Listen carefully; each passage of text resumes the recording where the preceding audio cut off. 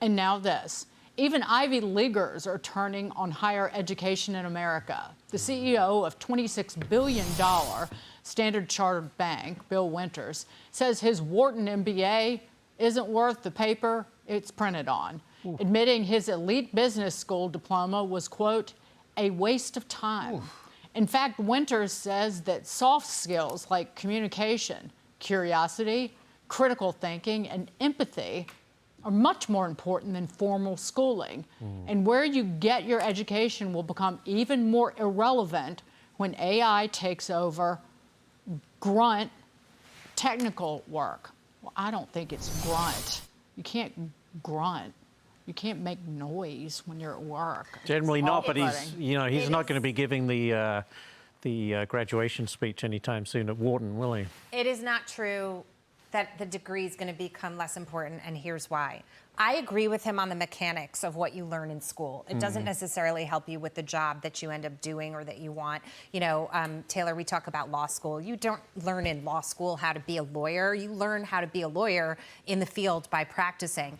The problem that I take with the statements here, especially because he went to Wharton, is because these business schools especially are like little cult places. Even if the mechanics of what you're learning isn't what you need, the connections that you make are what give you the opportunity to then rise and become the CEO of a bank.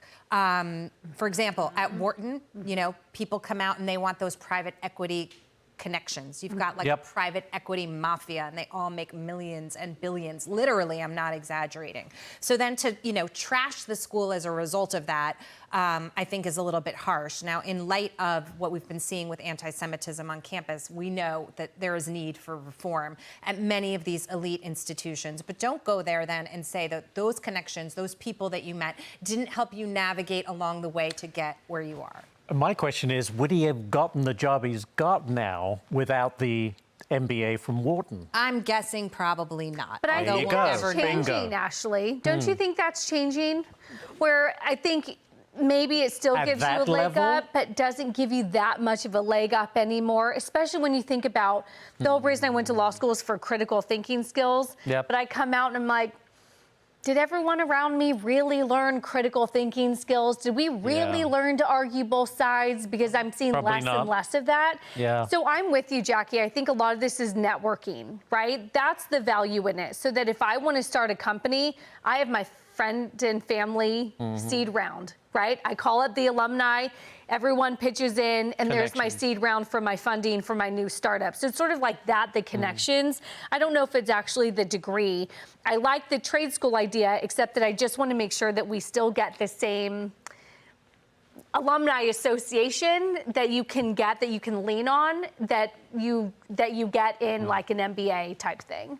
You know, but AI doesn't teach you, in particular, communication skills. And that's lacking with Gen Z. I'm sorry, but we see it over and over again. These are the kids that were locked at home for maybe it was the end of high school, it was their college years. So they've already got a disadvantage there. And then they've all been born and bred on their phones and their tablets. And you don't, I mean, you need communication. I mean, maybe the best degree to go out there and get is English, because you can take that degree, do multiple things with it. You can go to law school, Taylor, if you want to do that. I mean, but this younger generation really does lack that, I think, and you need collaboration and communication. We're all sitting around, the five of us at a table, and we're actually talking face to face, and we're doing eye contact, we're bouncing ideas off each other and responding to each other.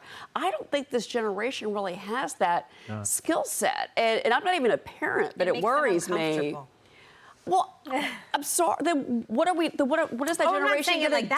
I'm just saying that's how they feel because of the isolation. And which I understand, but I think that there's got to be some kind of course correction. Is Harvard or Columbia going to do that? No.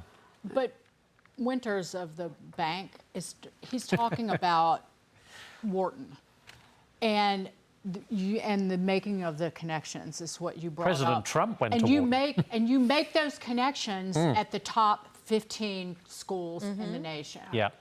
But it is the bottom thousands of schools that are ridiculously expensive. That's the lie that's been sold to kids, that you should borrow money, a lot of it, 6 figures to Yes. go to these schools Yes. because you're not going to get the education you need to perform in today's workforce, and it's a waste of money, and you're not going to make any connections either because the schools are they're just Agreed.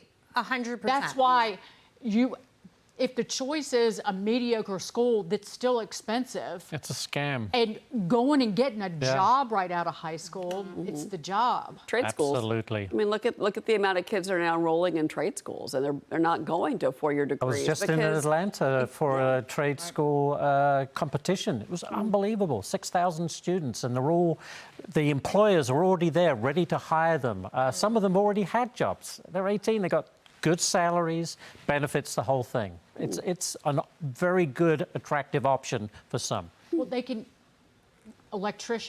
be an electrician, but if you want to become an electrical engineer, that is a ripe field.